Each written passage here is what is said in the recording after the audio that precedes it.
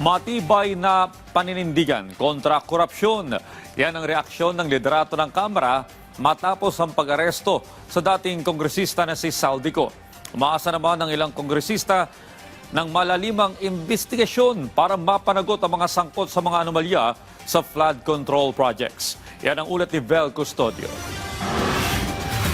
Inilarawan ni House Speaker Faustino Bogie III bilang isang mahalagang hakbang tungo sa hustisya ang pagkakaaresto kay former Congressman Zaldico sa Czech Republic. Ayon sa Speaker, ang pagkakahuli kay Ko ay patunay na pinapairal ang rule of law at pananagutan, lalo na sa gitna ng mga aligasyon ng katiwalian sa flood control projects ng gobyerno. Dagdag pa ni D, malinaw na ipinapakita ng administrasyon ni Pangulong Ferdinand R. Marcos Jr. ang matibay na paninindigan laban sa korupsyon.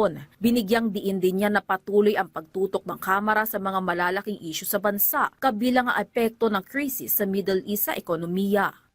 Umaasa naman si Committee on Public Accounts Chairperson Terry Ridon na isisiwalat ni Ko ang katotohanan at mga dapat niyang ibunyag patungkol sa maanumalyang flood control.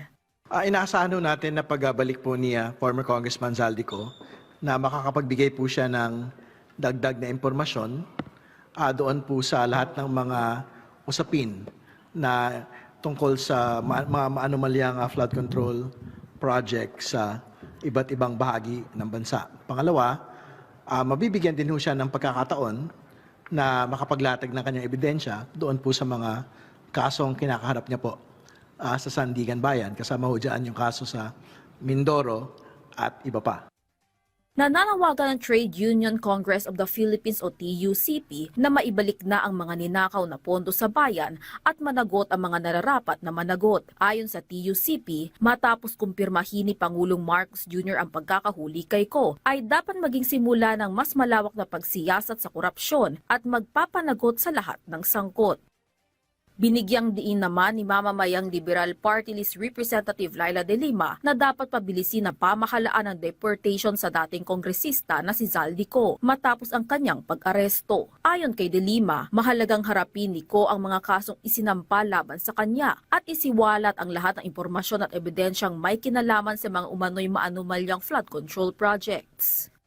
Itinuring naman ni Akbayan Party List Representative Chel Jokno na isang development ang pag-aresto sa dating kongresista. Ayon kay Jokno, isa rin itong pagkakataon para kay Ko na magpaliwanag at sagutin ang mga aligasyon laban sa kanya. Binigyang diin din ni Jokno na ang rule of law ay dapat ipatupad sa lahat, kabilang ang mga nasa kapangyarihan.